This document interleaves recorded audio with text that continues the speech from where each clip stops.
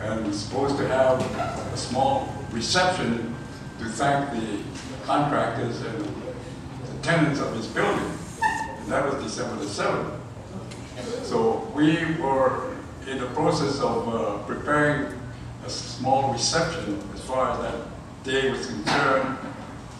Well, you know what happened just before 8 o'clock. So everything had to be called off. Dad had to go home. I had to drive home, but I could hardly drive because I was shaking so much after. Our building was the old Market building, right close to Olive Park.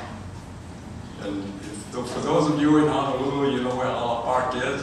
Our building was toward the ocean side of that Olive Park.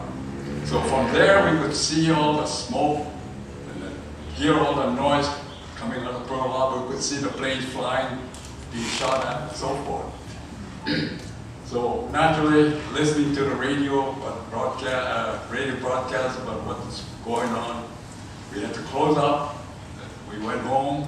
My dad was taken home by my brother, and he was resting at home.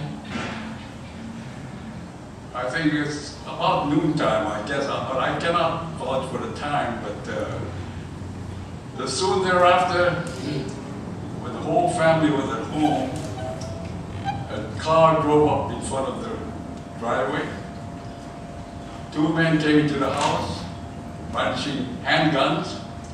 They claimed they were FBI people. They asked for my father. The family, naturally, we were all assembled in the front, and my father was in a bedroom in yukata, resting.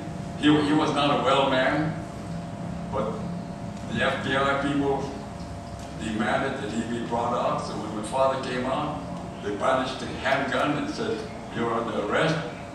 And so my mother said, "What are you doing?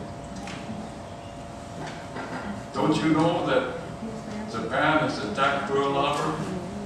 We are being bombed.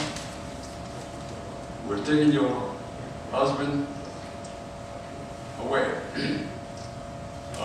So my mother said, "If you're going to take him, take me as well." They said, no, we don't want you." And again pointed the handgun at her and said, "You stay away, we want him only."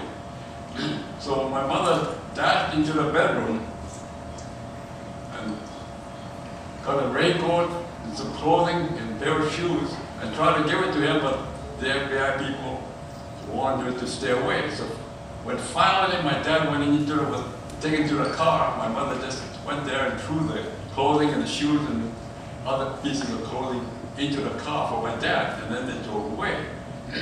Now I saw all that myself personally. I saw the FBI people brandishing handguns at my father and the rest of us.